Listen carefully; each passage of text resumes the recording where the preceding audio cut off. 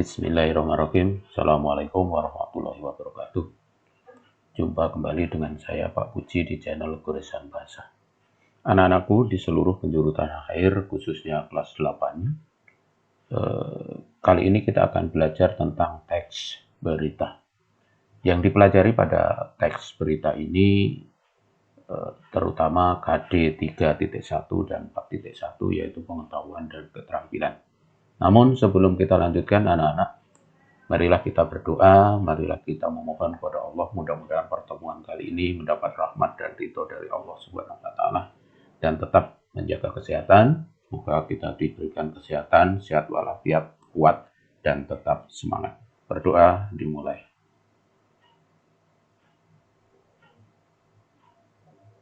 Selesai. Terima kasih anak-anak. Kita lanjut. Nah, yang akan kita pelajari pada pertemuan kali ini adalah ada 4 hal. Yang pertama, pengertian teks berita, unsur-unsur teks berita, meringkas isi berita, menyimpulkan isi berita, dan menanggapi isi berita. 1 dan 2 ini merupakan KD 3.1, 345 ini merupakan KD 4.1. Ini pengetahuan, ini keterampilan. Apa yang akan kita pelajari? Yuk. Nah, sebelum kita belajar atau mempelajari lebih jauh tentang pengertian teks berita, kemudian unsur-unsur teks berita, dan lain-lain, maka ini ada sebuah teks berita yang saya ambil dari buku paketmu. Yuk kita baca bersama-sama anak-anak ya, sambil kalian juga bisa mungkin melihat di buku paketmu. 10 hari menjelang Lebaran, Sabtu 15 November, pelabuhan penyeberangan Merak mulai dipadati truk. Truk-truk tersebut mengangkut barang non-sembako. Tingginya arus truk dalam 2 hari terakhir berkaitan dengan adanya larangan melintas bagi truk non-sembako pada tanggal 21 sampai 25 November. Larangan tersebut berlaku bagi truk bersumbu lebih dari 2, truk gandengan, truk tempelan, dan truk kontainer.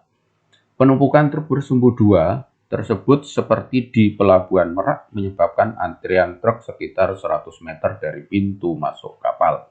Antrian terjadi di dermaga 1 hingga 4. Tetapi antrian tersebut masih dalam batas normal. Antrian belum membeludak ke area parkir pelabuhan. Akibat penumpukan truk itu, beberapa sopir truk mengaku harus menunggu sekitar 2-4 hari untuk bisa masuk kapal. Ini teks berita yang saya ambil. Nah, di dalam teks berita ini apa yang akan kita kupas? Yuk, coba kita lihat.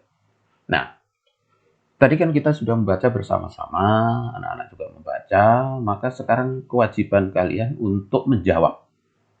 Karena jawaban ini nanti akan menggiring dan akan memandu kalian dalam menentukan unsur-unsur berita. Yang pertama, ada padatnya Pelabuhan Merak. Kalau ada padatnya Pelabuhan Merak seperti ini, maka kira-kira pertanyaannya apa? Ya anak-anak, 2 detik. 4, 3, 2, 1. Nah, ini ternyata adalah jawaban dari pertanyaan apa kalau dalam bahasa Inggrisnya what. Ya, apa? Kemudian yang berikutnya adalah di Pelabuhan Penyeberangan Merak. Ada jawaban seperti ini. Pertanyaannya apa? Yuk anak-anak pikir.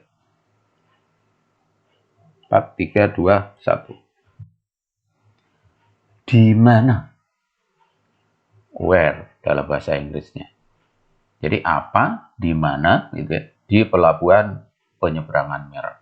Yang berikutnya adalah 10 hari menjelang Lebaran. Kira-kira ini apa ini? Jawaban atas pertanyaan apa? 4, 3, 2, 1. Kapan atau when? Ya, kapan atau when? Selanjutnya, truk-truk pengangkut sembako, barang non-sembako. Truk-truk pengangkut barang non-sembako. Kira-kira pertanyaannya apa? Ayo. 4, 3, 2, 1. Siapa atau who bahasa Inggrisnya. Yang terakhir, yang berikutnya adalah adanya larangan melintas bagi truk non-sembako Ini pertanyaannya apa? 2, 3, 1. Mengapa atau why? Berikutnya, yang terakhir adalah how. Mungkin ya. Ini karena ada mula-mula, akhirnya terjadi antrian truk dan seterusnya.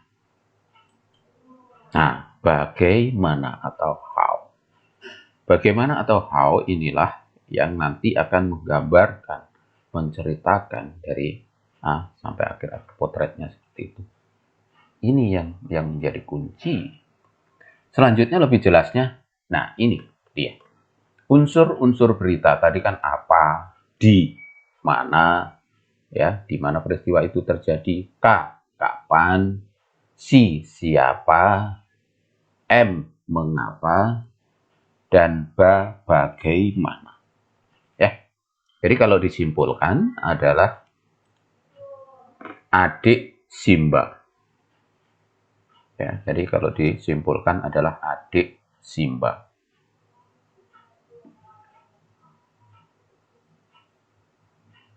Berikutnya, ada satu lagi unsur yang dalam istilah bahasa Inggris juga kita kenal, namanya W. What, where, when, who, why, dan how. Jadi, ada W berapa nih? 1, 2, 3, 4, 5, dan H1. Jadi, bisa dituliskan, bisa dirumuskan, bisa diistilahkan yang lebih populer dengan istilah 5W1H. Itulah unsur-unsur teks berita. Nah, lalu pengertiannya apa, anak-anak? Pengertiannya yang pertama tadi kan teks. Teks itu tulisan, berita itu cerita, keterangan mengenai kejadian atau peristiwa yang hangat, kabar, laporan, pemberitahuan, pengumuman. Jadi teks berita adalah tulisan yang isinya cerita, tulisan yang isinya kabar, tulisan yang isinya laporan, pemberitahuan mengenai peristiwa atau kejadian. Jadi tulisan yang isinya kabar, tulisan yang isinya laporan, tulisan dan seterusnya. Itu kalau kita simpulkan. Jadi KD 3.1 itu selesai. Selanjutnya kita sekarang ke KD 4.1. Ya. KD 4.1. Nah, untuk meringkas, menyimpulkan berita, maka langkah atau pokok yang menjadi pertimbangan adalah tadi adik Simba 5W1H. Oleh karena itu di teks berita yang tadi kita pelajari, kita sungguhkan dapat diringkas sebagai berikut. Pelabuhan Merak dipadati oleh truk-truk pengangkut barang non-sembako pada 10 hari menjelang Lebaran, Sabtu 15 November.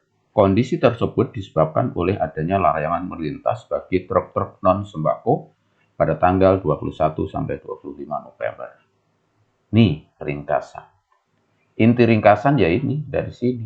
Dan biasanya di dalam berita ini di atas atau di kepala berita.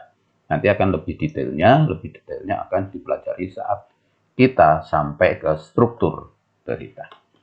Kemudian menyimpulkan itu kata-kata akhir dari suatu uraian. Jadi ini bisa sifatnya subjektif. Jadi merangkai sendiri kata-katanya. Telah terjadi kepadatan truk-truk non-sembako di Pelabuhan Merak pada 10 hari menjelang Lebaran karena adanya larangan melintas 21-25 November. Ini lebih singkat. Simpulan ringkasan ini lebih singkat. Ya, berikutnya adalah menanggapi atau tanggapan tentang berita. Di dalam kita menanggapi berita, yang pokok atau yang lazim adalah ada 3 hal. Yang ditanggapi mengenai isinya, ditanggapi mengenai strukturnya, dan ditanggapi mengenai bahasanya. Jadi ini contoh dari teks yang tadi, maka bisa ditanggapi seperti ini. Saya kira informasi yang disampaikan pada berita itu cukup akurat, karena isinya tidak jauh berbeda dengan informasi-informasi yang disampaikan sumber berita lain. Ini yang ditanggapi adalah isinya. Ya kan? Berikutnya, struktur atau urutan beritanya juga tepat. sehingga pendengar atau pembaca lebih cepat memahami isi beritanya. Ini juga mengenai struktur yang ditanggapi. Berikutnya, bahasa yang digunakan berita itu cukup jelas. Sebagai pendengar, mudah untuk memahami informasi yang disampaikan, bukan disampau ya, disampaikan penyampai berita. Jadi isi, struktur, dan bahasa inilah yang ditanggapi, inilah yang dikomentari. Sehingga KD 4.1 ya, meringkas, menyimpulkan, dan menanggapi berita telah kita sampaikan. Mudah-mudahan anak-anak paham. Namun, sebelum kita selesai, kita akhiri seperti biasa, kita tutup dengan kata-kata yang memberikan motivasi bagi kita semua. Kali ini, tadi kan kita gambarnya perahu atau layar. Kata seorang pelayar, kita tidak bisa mengubah arah angin. Namun, kita bisa menyelesaikan layar agar cepat dan selamat sampai tujuan. Semoga kita termasuk bagian dari pelayar itu. Baik anak-anak, demikian pertemuan kali ini. Mudah-mudahan bermanfaat. Ada kurang lebihnya maaf. Billahi taufik wal hidayah. Wassalamualaikum warahmatullahi wabarakatuh. Sampai ketemu di goresan bahasa selanjutnya. Terima kasih.